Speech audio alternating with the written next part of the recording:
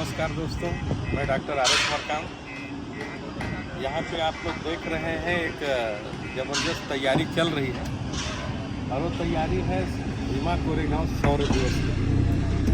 आज तारीख जो है वो 29 तारीख है, 29 दिसंबर 2024 और अगले साल 2025 हो जाएगा। मतलब ये है कि भीमा कोरेगांव सौर दिवस को हुए 205 साल।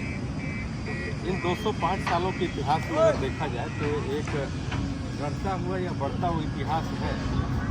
वो ये है कि भीमा कोरेगांव को देखने के लिए देश भर के लोग आना शुरू किए और आप देख रहे होंगे कि अलग अलग सिक्योरिटी फोर्सेज लगी हुई हैं, इंटेलिजेंस ब्यूरो के लिए लोग लगे हुए हैं, महाराष्ट्र की स्थानीय पुलिस लगी हुई है। ये सिक्योरिटी इसलिए ज़रूरी हो गया है क्योंकि 2018 में भीमा कोरेगांव को जब पूरे देश भर के अंदर इसका मैसेज दिया गया तो देश भर के लोग आए और लाखों करोड़ों के तादाद में आ रहे थे। हम ये कह सकते कि 30-35 किलोमीटर की जो दूरी पुणे से है ये भीमा कोरेगांव का, तो इस कोरेगांव में पैदल चलने वालों की संख्या इतनी ज़्यादा थी कि गाड़ियां बंद करनी पड़ी और अभी भी हर साल 1 तारीख को जो आम लोगों की गाड़ियां हैं उसको बंद कर दी जाती है। तो तैयारियां बड़ी ज़ोरों पर चल रहा है।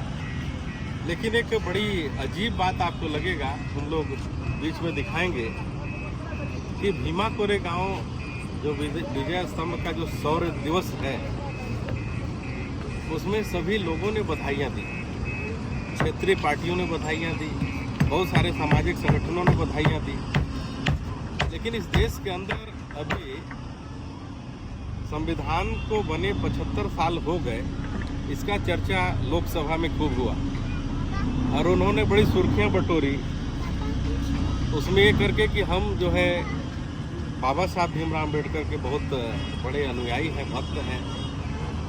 बावजूद इसके अगर देखा जाए तो उन्होंने बधाइयाँ 1 तारीख का जो सौर दिवस है उस पर दी ही नहीं। कोई ऐसे बोर्ड नहीं दिखाई देंगे, खासतौर पे जो राष्ट्रीय पार्टियां अपने आप को घोषित करती हैं, बीजेपी हो या कांग्रेस हो। इसका दूसरा अर्थ क्या कह सकते हैं? हमें कह सकते हैं कि ये राजनीति केवल वोट पाने के लिए करते हैं, न कि इस देश का जो इतिहास है, इस देश का जो वास्तविक इतिहास है उसको बचाने के लिए काम करते हैं। मतलब राजनीतिक पार्टी राष्ट्रीय स्तर पर कोई भी हो वो ब्राह्मणवाद को बढ़ावा देने का काम करती है, न कि इस देश का वास्तविक जो बुनियादी इतिहास उसको जानकारी देने की कोशिश की जाती है।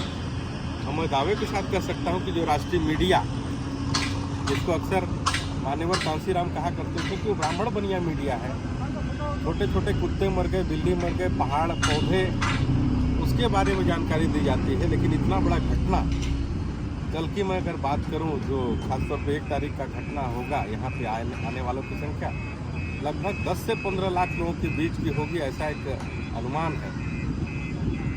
10 से 15 लाख लोगों का जो हुजूम है वो दिखाई नहीं देता। एक कुत्ते बिल्ली मर गए उसके खबरें आपको मीडिया में दिखाई देगी।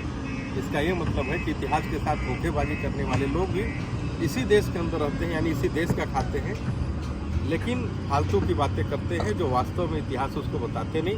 इसीलिए इसको जानना जरूरी है। आपका ध्यान मैं आकर्षित करना चाहूँगा, 1 तारीख को आप भले नए साल का जश्न में डूबे रहे, लेकिन अपने महापुरुषों के इतिहास को जानने की कोशिश करिए।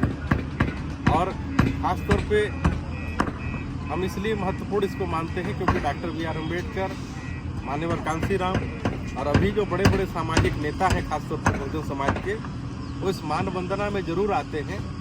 और इस मानवंदना के साथ में अगर आप नहीं आ सकते, लेकिन कम से कम न्यूज़ देखिए कि क्या हो रहा है इस भीमा कोरेगांव में। धन्यवाद, नमस्कार।